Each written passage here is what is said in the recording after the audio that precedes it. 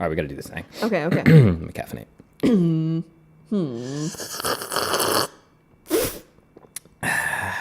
It's a loud sound. Welcome back. Water just went up my nose. Welcome back to Vertical Thoughts. Climbing podcast. Can you not? Trying to be cool. Okay, Liz. sorry. Let me stop. Go ahead. We have a special guest today, Liz. Liz Roush here is the youth team coach at Vital Climbing Gym, my home gym. She's leaning away from the mic either to clear her throat or to not laugh. I'm not sure which one. Both, I see. Mm-hmm. Liz and I are very good friends. I've invited her here on the podcast today. We're going to talk a little bit about coaching for climbing, as well as just experience with youth in general and rock climbing, and how young is too young to climb, and et cetera. We're going to get into some hot takes today. Welcome to Hot Takes with Vertical Hots. It was a long night last night. We had game night last night with some of our friends, and I'm very tired. Liz took a little earlier leave than I did, mostly because game night was at my house. You couldn't go anywhere. I couldn't leave. Yeah. Liz, thanks for coming on the show. Thanks for having me. We're happy to have you here. Start by introducing yourself a little bit. We always start with kind of the same general information. How long you've been climbing, your home gym, even though I already said that part, but I can say it again. You can say it again. Yeah. All right. So I'm Liz. I've been climbing for about 7 years, off and on, more consistently for the past maybe 3 years. Vital Climbing Gym is my home gym. What else am I supposed to say? This guy's an amateur. So you are the coach at Vital Climbing Gym for the youth team? Yeah, I've been the coach at Vital Climbing Gym in Murrieta for 4 months now. Yeah, a recreational coach. Yeah. Yeah. That was a strong... I was thinking between a 4 and a 3. 4 months. Coming to you next fall. Yes. Mm-hmm. You are one of the coaches, rather. There's 2? Or is it just you? No, it's just me just now. You now. It was myself and another coach for about a month, but then she's moving on with her education, so she had to leave the company. She's still around, and we love her very much. Yes. Mm-hmm. She's not with us anymore, though. Sounds but like she's still around. I felt like I needed to clarify after I said that. She's not like dead. She was dead. She's not dead. What has your experience been so far with coaching kind of in general? Oh, gosh. It's been really interesting. I've always loved working with kids. For a long time, I taught kids art classes and art education program, and I did that for about 4 years. 4 years. 4 years. Before starting into coaching the climbing team, and I found that there are a lot of similarities between the ways you teach kids in those environments, because with the art classes, it wasn't necessarily about getting them to a certain level with their art. It was about encouraging them through their own process. Mm-hmm. And coaching is a lot of the same. You get to know these kids, and they're great. They're there to have a good time. Some of them seem like maybe they're there because they are forced to be, but it can still be fun for them. Yeah. And it's just great getting to know them and helping them move further along in their process, depending on what their goals are with climbing. Some of them want to compete. Some of them are just there to have a good time. And you get to be a part of that. And they're just hilarious. They're really funny. They're so funny. You've been there. I've been there. They're just ridiculous. They like to joke around. They like to try and be as ridiculous as possible sometimes, which can be really fun. And also sometimes it's not really appropriate for what we're doing. I think that pretty much sums up my experience as well at the climbing gym. Who can be the most ridiculous? I've noticed that at different times. It depends on who's there. What are you saying? What do you mean by that? What do I delve into that a little bit? Delve into the. Oh, just so ridiculous, huh? Pretty ridiculous guy, this guy. Yeah. Sometimes. All right, fair enough. Yeah. I love watching the youth teams, and I've been to several different gyms. I've even kind of the Hangar 18 gyms here in Southern California. I wasn't part of the youth team. In other words, I wasn't legally a part of it. Was not signed up or paying any fees or anything. But I would go with their youth team to a lot of different outdoor activities and climb with them at their training sessions. Just the coaches couldn't tell me what to do because I wasn't part of the team. I was just there kind of because my two best friends growing up, Mark and Tanner. Mark's been on the show before, but avid climbers, very strong climbers, the best on their team. And so they were always part of the team. And they always just kind of brought me along. Funny enough, I would often not even climb. I would just go and watch. I wasn't very good back then, like a V3 at my peak. You know what I mean? So I was really new, really rough. Yeah. Liz made a face at me right now, signifying that. Oh, so cute. So cute. I love watching new climbers. You know, they're like baby giraffes on the wall. It was It's really wiggly. honestly, a baby giraffe is an excellent analogy for how I looked on the wall. It looked like I had just discovered my limbs for the first time, and it's like the John Mulaney bit where I was renting this body and like I was trying it out first to see if I wanted to buy one, and I was just had no clue how it worked, just throwing myself up the wall. Very skinny boy as well, young and skinny and not strong at all, and it was a mess. But here we are. I'm Look at you yoked now. Yeah. Yoked.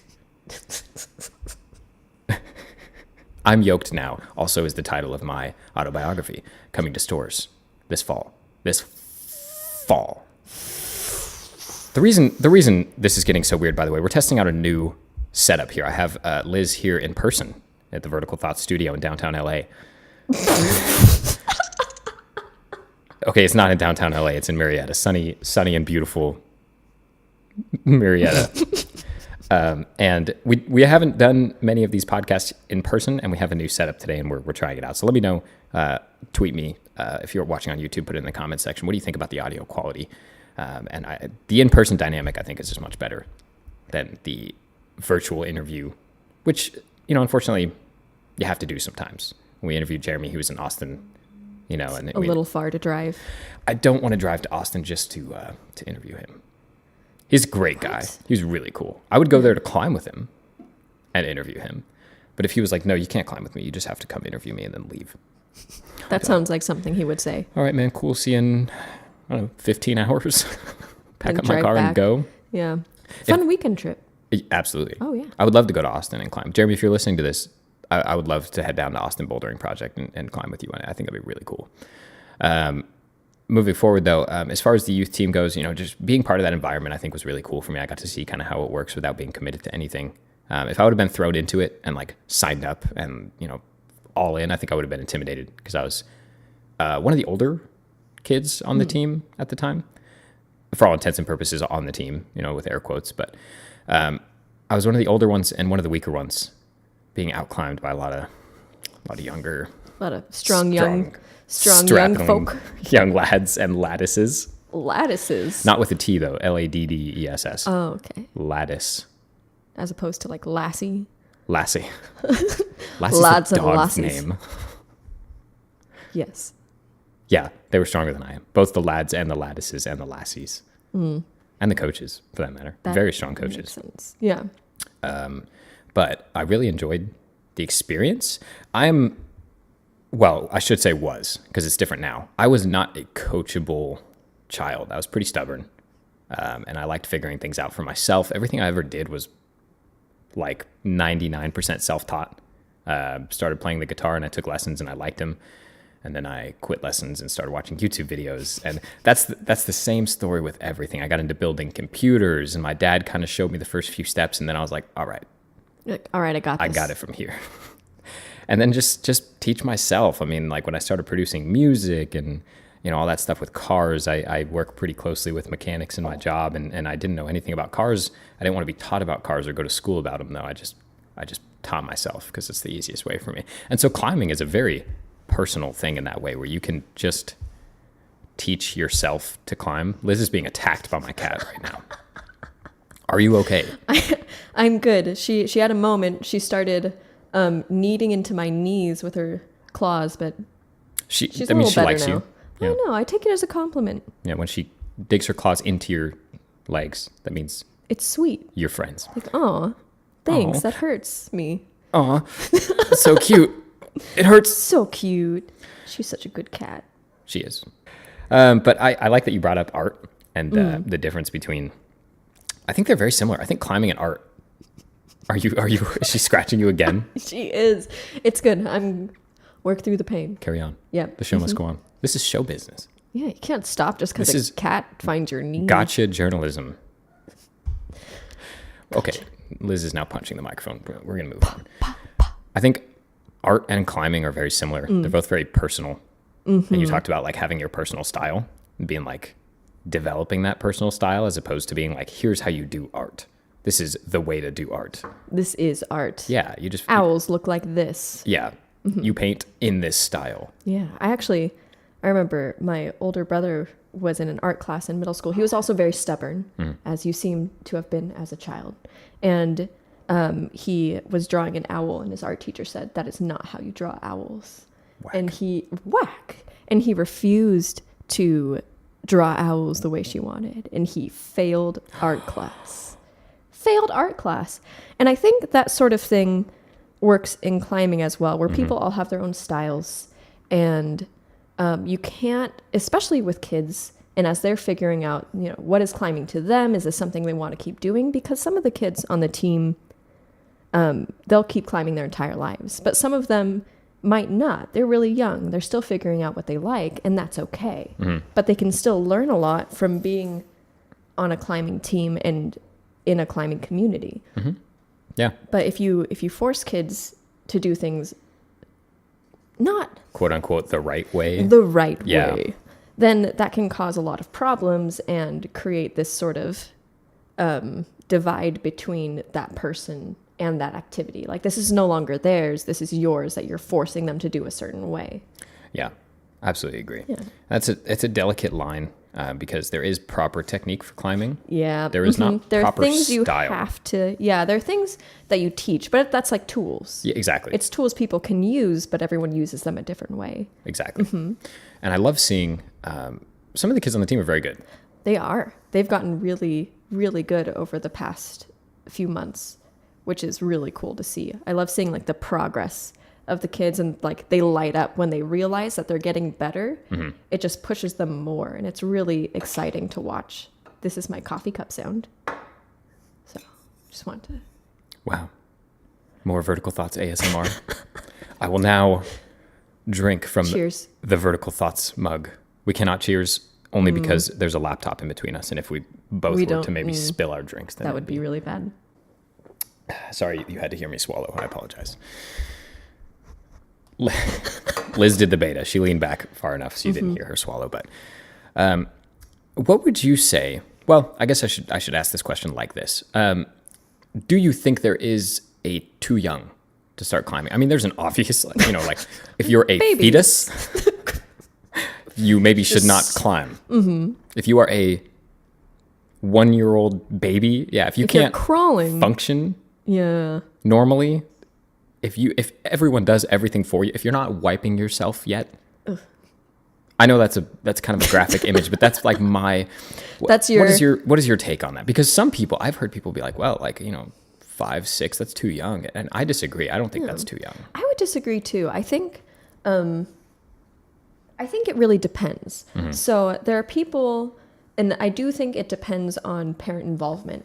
So if there are parents who are willing to help their kids into climbing and to sort of guide them and make that a family affair, I think that's great. A lot of people do that with surfing. My niece, the first time she was on a surfboard, she was a year old, and so, but that was something that was obviously very regulated. Yeah. And in specific circumstances. The same with climbing. If you're, I just hit my head on the microphone. So Liz is now headbutting my expensive studio equipment, so thanks. Very intentionally. Violent headbutting. So I don't think there is too young of an age, but it does depend. Like, are adults willing to invest in kids that young and to stay with them the entire time? You can't just let a 5-year-old run around, say they're at a climbing gym. You can't let a 5-year-old loose without watching them the entire time Yeah. because they don't necessarily understand how much they could get hurt or what the environment is like yet. And especially outdoors, like don't take your small child climbing outdoors if you're not going to help them. Yeah, to guide them. Just drop them off at the crag, just let them go. Give them a little bitty, Oh gosh. little like Tiny 1 crash foot pad. by 2 foot crash pad. So cute. Just kick your 3-year-old out of the car and just be like, all right, go send. Don't come back until you've got a nice tick list. That sounds like a Good coaching. great idea. Yeah. This is why I am a parent. I have many children, and they all climb super hard. That is very accurate. This is all true. None of those are lies, except that I have no children. And by nature of the fact that I have no children, none of don't. them climb hard. I don't have any children, but they all climb hard. I will, however, at a very young age, I think, get my children into rock climbing. Yeah. I think it's a very positive thing. It is. It's a really positive environment. And I think the thing with getting kids into rock climbing young is I think it's important to be okay with them continuing or choosing to do something else. Yeah. Because, young kids, they're still trying to figure out what their interests are. And a lot of times, maybe they won't be interested in the things their parents are. Or maybe they'll start with something but decide to go into something else. They might start with rock climbing and eventually go into like soccer, or they just like hiking. But I think there is no too young age. I can see how in certain environments it might be less ideal. For instance, I do think there's too young of an age to start competing. I like you brought that up. That's actually the next topic we're rolling you like into. how I We're on the same transitioned? page here. Yeah. Just what? Competing. Competing. It's a different... Competing. Coming to you this fall. Jimmy was too young to compete, but Mom wanted Jimmy to compete. I was going to try and make Jimmy's voice, and that was going to go really poorly. So What is too young to compete? That becomes a complicated... it's a complicated. I would say it's complicated. Would you say that? I might say it's complicated. I could get on board with that. Okay, cool. Glad we're on the same page there. It's also a delicate topic because there's a lot of very young There children that are are. competing, and it becomes more about the environment, I think, and also safety and health. I mean, you could damage your tendons irreversibly rock climbing. You could, not saying you will. Yeah. But if you are not taught the proper way to climb hard, and especially if you have a child who's very young, who's really good, and who's pulling V9, V10, V11, there are kids out there, you know what I mean, that are 8 to 12 years old that climb that hard. It's just a fact of life. Just get over it, man. We are weak sauce compared to them. And when they are our age, they're going to crush us.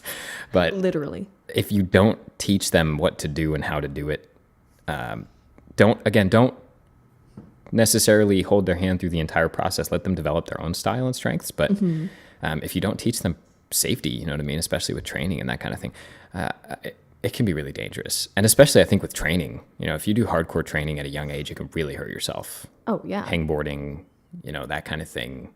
Like, it's important to keep that in mind. But what would you say if you were to put an ideal age? I know there's a lot more factors to it, but if you were to say, hey, like what's the age at which you walk into a gym competition and there's a kid climbing and you go, oh, how old is she or how old is he? And they say, oh, he's this old, and you're like, whoa, that's too young. What would that age be for you? Just out of curiosity, if you had to put a number. What age is too young to be competing? Yes.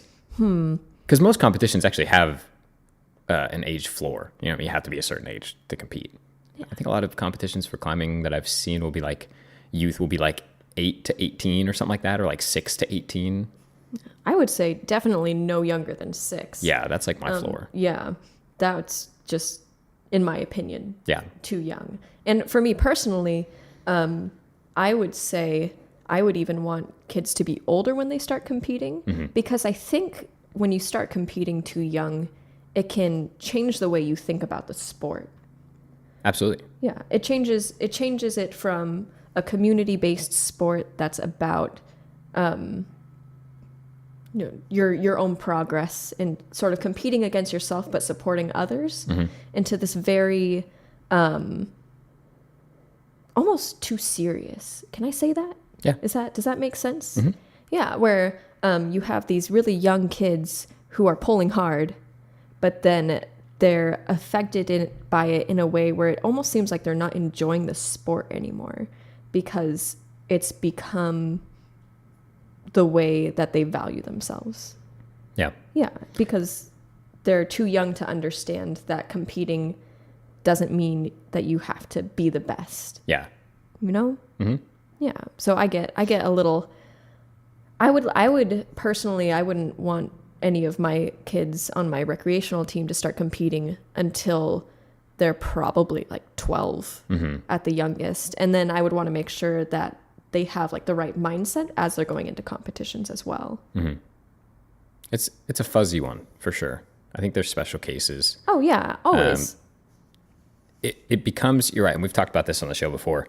It becomes a sport, you know, in the dictionary definition of a sport, which climbing is not. I mean, it is, but climbing is a lifestyle. It's a community. You know, it's much more than a sport. When you put a child at a young age into a competitive scene, and especially if you push it really hard, I got to get some pop filters for these mics. Every P is like a new adventure. Pushing really hard. I apologize, Sorry. folks. We're gonna get this sorted out next episode. But if you push them, they're gonna consider it just a sport, you know, and they're gonna grow up thinking that this is what I do. I'm an athlete. I do sports. I'm not a climber. I'm an athlete. You know, and I'm training to be good at this sport that I do. And that's a rough thing. I don't necessarily think it's entirely negative. No, it's not negative to want to be the best you can be at a sport or to see yourself as an athlete. Those are positive things. Right. But they can be taken too far or separated from other important aspects of climbing. It's different. It really is its own unique beast, rock climbing. It's less about winning and competing, I think, than it is about becoming the best you can be at climbing. It's a very personal thing, developing your own style. And I think for a lot of people, we are seeing, recently some even professional competitive climbers kind of stepping away from competition to climb more outdoors and develop their climbing more, you know, because it's just, I imagine the competitive circuit, especially at a professional level, is exhausting. Oh, I can't imagine at all. And a lot of pressure and pressure to perform and pressure to win. And, you know, if you're not placing, you know, podium every time, it's just like, it must just feel like, why am I here? Like, I got to really step it up, you know, and get on my game. If you're 20th place in every competition you enter, that's got to be really rough. And still, you know, you are way better than I am. You're way better than most people you climb with, I'm sure, because that's the thing about competitive climbing is it's a whole nother ball game. And especially, you can go into your local gym. You can be the strongest at your gym. You can crush everything they set. You know what I mean? Nothing challenges you. And then you step into the competitive circuit and everyone crushes every project at their gym. And, you know, it's a totally different ball game. You're competing at the highest level.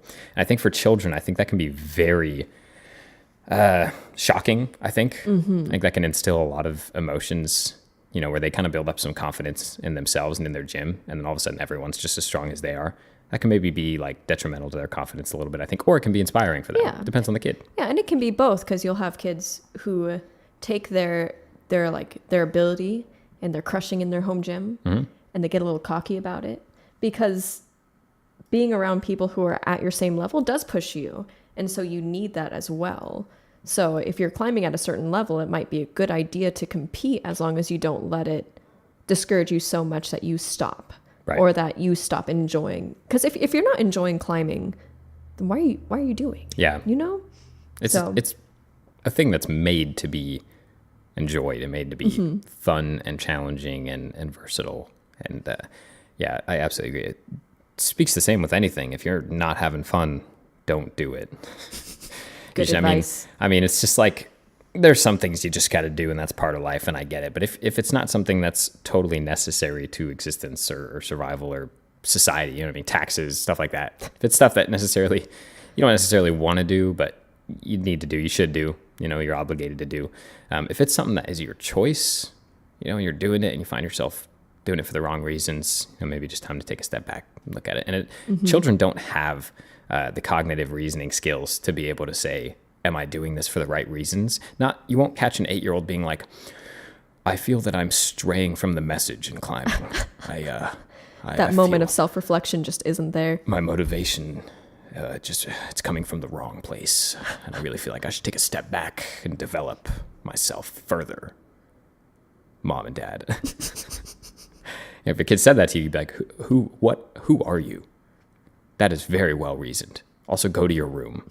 I just need a little bit to process what just happened. I feel like I was like that as a kid. I wasn't.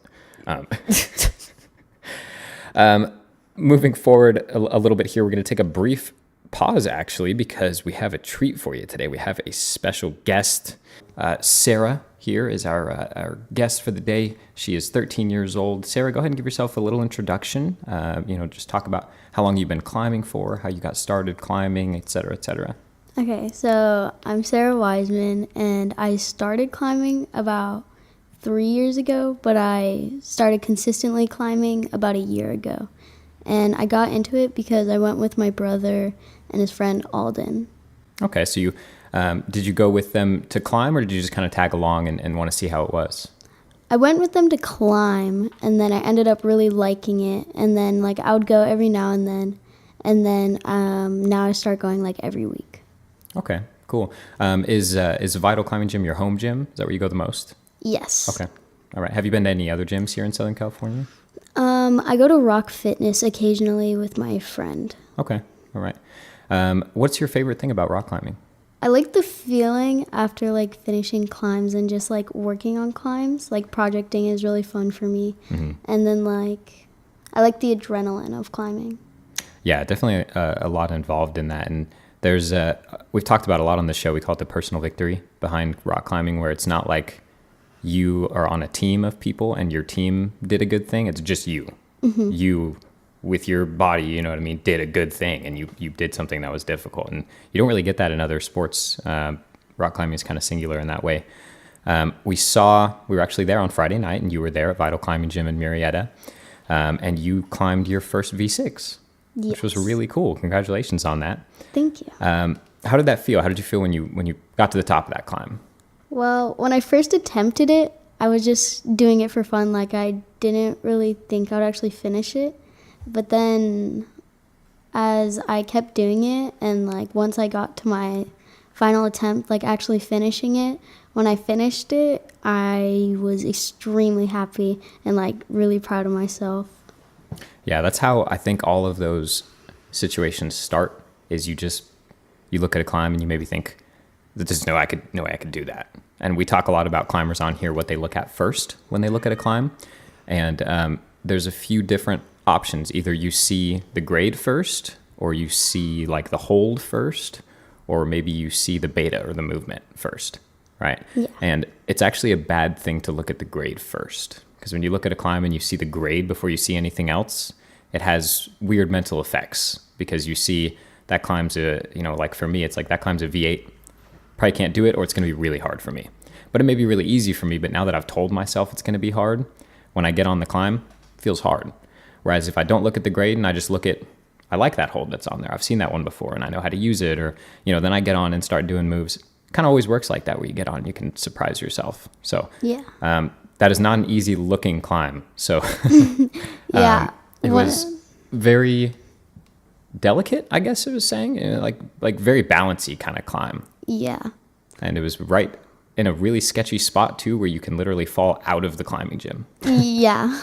When I first started it was because I was watching you and the other people climb it, and I thought it looked really interesting to try. Mm. So that's when I did it. And then using the volumes were really weird, mm-hmm, because they're not the best. But then I just saw how everyone else was doing it. So it helped me a lot to watch other people's betas.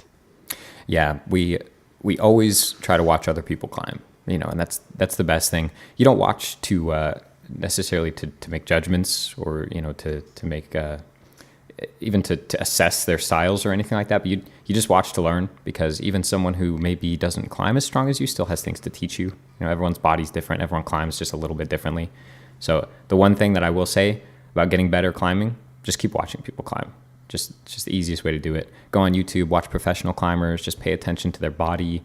And the number one thing for me, and I say it on the show all the time, and I know everyone listening is like, shut up, this guy says this so much, we know, but pay attention to your body and all of it. When your body's on the wall, every part of you has to be accounted for. You have to be paying attention to what your feet are doing, your knees, your hips, your shoulders. every part of you, pay attention to it and what it's doing. Because if you remember, we were projecting another climb that night, and I made a suggestion about just dropping your leg instead of holding it up with your other leg out to the left. Just drop it and let it flag on the wall. If any part of your body is unaccounted for or just doing its own thing, and not being paid attention to, it'll just pull you off the wall. And that's the main thing. And how have you felt physically, as you started climbing, as you progress and as you've gotten better, how have you noticed it affect, maybe your strength or your balance or anything? Have you noticed changes in that? I've noticed a lot of changes. Like before, I would like stick my butt off the wall a lot, so it'd throw my balance off, and like my feet were always really sloppy in climbing. And I've noticed that like I'm a lot more still like on the wall now, and like more thought out, I guess, like on climbs. So I've noticed that progression. Yeah, that's one thing, and you seem to be developing it naturally, which is good, because a lot of people, surprisingly, when they start climbing, have to be taught technique. They have to be shown technique. They don't just develop it naturally. And you seem, just watching you climb, you seem to have very good natural technique and foot placement. You're reading the climbs right, which is good, and that's a good step. I specifically had terrible, like garbage footwork up until like probably 2 years ago was when finally I started learning like good footwork, and immediately climbed 2 grades harder because I wasn't being a fool. I mean, I would get on the wall and I would just place my foot somewhere. And it was actually Paul Robinson, who we're having on the show next week, who has a video where he's teaching a YouTuber called The Geek Climber. You guys can check out that video of him teaching, Paul Robinson teaching the Geek Climber how to climb and better his technique. And he always tells him that when you put your foot on a hold, you kind of dig it in a little bit, move it back and forth a little bit, really dig your toe into that hold, because you'll find a lot of people will set their foot on a hold and then just go immediately, and then the foot will cut. You know what I mean? So his thing was touch the foot, dig into it as hard as you can, and then you're set. You know that foot is good. Then you can move to the hands. So do one move with your foot and then move your hands. If you're ever moving your hands before you're moving your feet, you're doing something wrong, I guess, was his mindset. And that's always really helped me. But footwork is so important. And as far as technique goes, have you had any people like coaching? Have you had coaching experience or people showing you, walking you through climbing? I mean, I've never had really coaching, but I used to climb with Dylan a lot, if you know him. I do. And then I climb with Liz, and she'll help me through climbs and stuff. And then like sometimes when I'm climbing, just other people will like give me tips. Okay, yeah, so just people in the gym just helping out. Yeah. Yeah. How's your experience been in the climbing gym overall? I really love it there. Everyone's like super nice and everything, and very supporting. And it's just like, it just feels like a family over there now, because I go so often, so I like know everybody there. So I'm very comfortable there. So it just makes I think since I'm comfortable there, it makes the climbing experience a lot better. It does. It definitely does.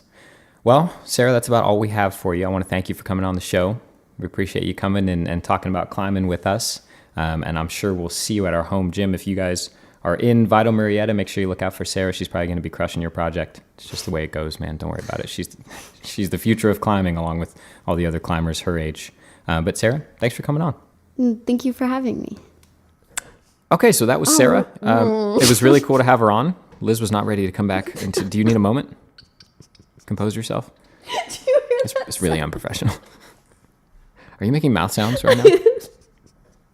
Are you doing ASMR on my show? Did you fill out a request for ASMR verification? Is that a thing? It is. You were supposed to submit when you came on the show. Oh. Form W972-J requesting -3 authorization to perform ASMR on the show. And now Disney's going to be furious. Drink from this cup. Don't do it. I won't. Walt is turning over in his grave right now. Good old Walt. Walter Disney. How dare you? Moving forward. That was Sarah. Really glad to have her on the show. We met her last Friday at the climbing gym, and I'd seen her around before, and she's very good. She's very good. She is. She's very good. She's 13. She's getting really strong. She's very confident in her climbing. She definitely has a lot of potential. I think she's going to do really well in climbing. Seeing her send her first V6 was really cool. I think it's really cool to see, specifically with younger kids, children, even to like the teenage years. Being a part of those moments with them is so cool. Oh, yeah, it was great. When she got it, she comes running up and she has this huge smile on her face. She's like, I got my first V6. And she was just stoked. And what was great, what I love about Sarah, too, is that she just climbed her first V6. And then she was projecting, which we talked about with her, or you talked about with her. She was projecting this other problem that she was having difficulty with. And she fell off of it quite a few times before she actually sent the problem. But every time she fell, it didn't discourage her. She's still smiling. She's still enjoying it. She's looking to learn what to do. And she has a really positive mindset the entire time, which I really appreciate. She's not one to quickly give up on a project. And she's not one to let her lack of progress on a project get to her head. Right. Which is really important. It's really easy to get discouraged. It is. I mean, when something doesn't feel good or possible, or climbing's all about doing things that don't feel possible, you know what I mean? And then you just do it one time and then you're like, oh, I guess I'll do the rest of the climb now. That's kind of what it is when you're climbing at your peak grade. Is it's just like every move is like maximum effort, and then there will be one that's like a little bit more than maximum effort, the crux move. Like if you're a V5 climber, the crux move on a V6 probably feels impossible, and then you just do it one time. You're just like, well, I did that, awesome. But it's hard to keep yourself motivated to keep trying the same thing over and over again. Yeah, you need to be persistent. If you're not willing to fall, and if you're not willing to try those moves that feel impossible, how are you going to keep progressing to that next level if that's what you want to do? Right. So moving forward here a little bit, we're going to start kind of coming to the close of the podcast. But I want to ask a couple more questions about your coaching experience and your experience working with children. How do you find climbing different for children as opposed to adults? How is climbing different when you're small? Do you think it's totally different, or do you see a lot of similarities? For example, I think when I watch children climb, I see them being, in my opinion, that was interesting throat noises from Liz. In my experience, I find that the stronger young climbers have extremely strong technique because their bodies aren't developed. So how strong can you be? You know what I mean? It's like you can't have a lot of raw power. Yeah, sure, they're light, but I really hate those people who are like, well, yeah, I'd climb like that too if I weighed 40 pounds. I'm like, no, you wouldn't. You just wouldn't. You're not good enough. He or she is better than you, so that's why they climb better. Like, they're not just small and limber. You know what I mean? They're good, and I think it comes a lot down to technique. So I guess what I'm asking is really, how is climbing different for you, as opposed to how you teach climbing to children? Let's see. I think one thing with kits that I've found is that you need to teach them techniques, but once they have those techniques down, they progress so quickly. Whereas for myself, I can have all the techniques, but I have to train a lot more to get to the same spot as a kid will get to if they understand how to use their bodies on the wall. Does that make sense? It does. Yeah. And then, gosh, with kids, this is not quite the same thing, but what was the question again? I'm getting sidetracked in my mind. Just how is climbing different between, a child? I know you're not a child, so it's hard to say, but coaching the children, how is it different for them than it is for adults, people that are full grown? Yeah. Well, I didn't start climbing until I was like 21. So I'm not necessarily sure what it's like to climb as a kid. Right. But what I've seen with children when they're climbing is that a lot of times adults, they're okay with it not being, and even with kids who've been climbing for a long time, climbing itself is fun. But with kids who are newer to climbing and they're not at that skill level yet, they're looking for a little more of an entertaining aspect to the sport. Yeah. And so with the team, we do a lot of climbing games that I wouldn't necessarily do. I mean, adults enjoy them too. I've seen you and other people at the gym playing all sorts of weird games like to- on the wall. We get a little silly. Yeah, you get a little silly, you know, and it's good to get a little silly on yeah. the wall. And so I think with kids, that's even more important because it keeps that mindset that this is a fun sport. Yeah. You know, like you can have fun climbing. It doesn't have to be this serious thing that you have to climb like V7 by the time you're 12 or you're done. Yeah. You know? And so I think that's important. I also think kids are a lot more likely to be shy in a climbing environment or to get discouraged. And so in my opinion, with my small amount of time I've been coaching so far, I found that it's really important to make sure that kids in the gym have like a strong community feel, that they feel connected to each other, they feel connected to other climbers in the gym, they feel connected to their coach, and that they are not, what's the phrase I'm looking for? They're not held in competition with each other by other people in the gym.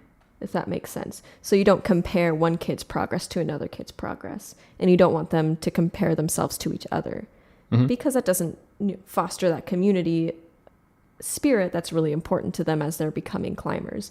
And you know, as you become an adult climber, I do a lot better if I feel like I'm in a very, not like a really intense competition with another climber, but if I'm pushing myself to be as good as a friend of mine, or I'm trying to catch up skill wise to someone who's just a little better than me. But I've noticed with the kids that can be a good thing, but depending on their personalities, that can also just mess with their heads. Instead of keeping them moving forward, it'll discourage them to the point where they don't want to climb at all. Yeah. And that's something they have to work through. They have to be able to get over that and be okay with not being the best person there. But sometimes you have to also give them that encouragement of they're doing well on their own, and they shouldn't compare themselves to Cindy, who's climbing a V11 and she's 6, you know? Yeah. It's rough with Cindy around. She makes us all feel. She makes us all feel weak. Yeah. Yeah. Her tiny, giant biceps. Especially with her being fictional and all. Yeah. Just, you know. It's really hard to climb. To compete with a fictional 6-year-old child. Climbs V11. I know. What do you do with that? Thanks, Cindy. We'll see you on the show. For everything you've done for us. Yeah, that's some good insight there. And I think that competing with yourself as opposed to competing with others is really difficult to learn. But I think a lot of kids are going to do better in that kind of environment, doing better than themselves last week as opposed to doing better than the kids they're climbing with. Because the realistic nature of climbing is there's always someone better than you. We can't all be Adam Ondra. There can only be one best, you know what I mean? And I'm not saying for sure he's the best. I'm just saying everyone can't be the best in the world at climbing. And there's always going to be someone better than you. You can't really chase the person that's one grade above you.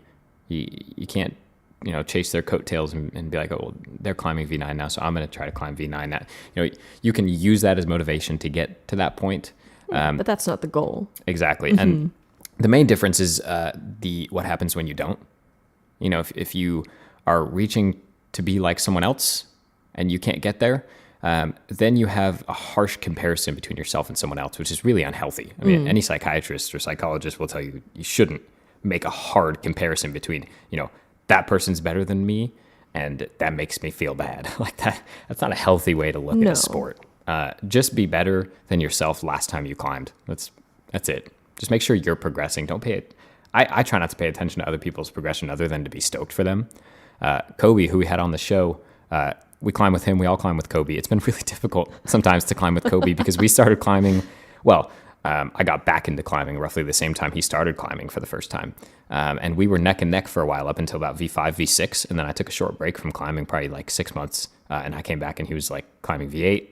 And then now he's climbing V10 and like V11. And he doesn't plateau. The kid's a beast. He's just gonna keep getting better. And it intimidates people. These people around the gym, they get a little weird about it. And they get they'll compliment him, but they'll get weird backhanded compliments or bitter compliments, where they're like, You're like, oh, he's so good. And then the excuses start coming out. Oh, he's young. Oh, he doesn't, if I weighed 100 pounds, Kobe's a smaller dude, but he's not light. He's almost my weight. You know what I mean? The excuses start flying like firecrackers. And it's just, he's good. That's what it comes down to. He's good. And he's pushed himself and he's really worked to be where he is. Yeah. And I mean, those sort of backhanded compliments and things like that, they kind of ruin that positive vibe that you get in the climbing community. Like, it's supposed to be supportive. We're supposed to be excited for each other when we're progressing. And then if you always feel like you're competing with that person who's above you, you're not going to be able to support them the way that you should. Yeah. As their friend and as a part of the climbing community. So got to build each other up. You got to build each other up. That's what the sport was built on. Exactly. The sport was built. I mean, that's why I started climbing was to become a part of this great community. Because, I was one of those kids in high school who had like no friends and read books about dragons. And one of those. One of those. Mm-hmm. I was one of those kids. Is Liz's autobiography coming this fall. And so, I don't know, when I came into the climbing community, I kept climbing because I found this space where there was that support and there was this group of people that pushed each other to do better, but didn't compare themselves to each other. And so when you stop doing that, you're losing part of what's important about climbing. Mm-hmm. Mm-hmm. Absolutely agree. Well, I think we've covered a lot of good stuff here. Thank you, Liz, for coming on the show. It's been very nice. Well, thanks for having me. Well, you're welcome. Well, thanks for coming on the show. The most awkward podcast ever. That's it, I guess. I guess we'll just I guess dude. I guess it's the end of it. Is this... Do you have any closing thoughts? I just... Okay. What does that noise mean? Explain that one to me. I was thinking. That was my thinking Were you caught sound. off guard by my question? I was very caught off guard. You were like, we're done. Wait, well, no, we're not. Now say something profound. You don't have to have closing thoughts. Yeah, I have the closing thoughts. Okay. God. Have your closing thoughts, whatever. All right, let me think about them All right, first. sheesh. I mean, if you see kids climbing in the gym, encourage them. Yeah. If you're an adult climber and you help a kid through a problem, or you say, hey, like, I noticed like you're beta on this, or you're doing a good job in this, like, that means so much to them every time. And also the kids in the gym and kid climbers, like outdoors, indoors, they look up to the adults at the gym. So just be aware of that too. Like, if there's a small child climbing and you're throwing a tantrum off the wall, or you're talking smack, like, kids pick up on that, and you're going to be encouraging essentially you're going to be changing the nature of the climbing community the way you affect the kids around you. And also be nice to them. People get mad about kids being in the gym sometimes. Mm-hmm. Have you noticed that? Yeah. It's really toxic. Or outdoors. It's very toxic. And so if we could, as a sport, as a community, as a lifestyle, if climbers could just embrace the kids who come into their midst and help them become a part of the community instead of ostracizing them, like, it's going to be much better overall in the future. Yeah. So those would be my closing thoughts. The children are the next generation of climbing. It's just what it comes down to. Treat them well, be supportive of them, even if they're better than you, just encourage that. Yeah. Be friends with them, because one day they're going to be on the world stage of climbing in the Olympics. And then you could say, I knew that person. Yep. Mm-hmm. That's all we got today. It's been a good one. Thanks, Liz, for coming on. Sarah, who's no longer here with us. But she's not dead. Sarah's no longer with us. She left the studio. She's not here in person anymore, but she's here in spirit, and she did great. She did. She's great. Really happy that she came on and gave us her thoughts about climbing and her experience, and hope it gave you guys a little insight into the mind of being 13 and climbing and being good, because I was never there. I was 13 and bad. Yeah, but that's where you started. You had to learn somewhere. Got to start from somebody. I started from the bottom. As a great poet once said, started from the bottom. Now we're here. Why are you snapping at me? That's the show, guys. Giving you snaps. Thanks for listening. We'll see you next time.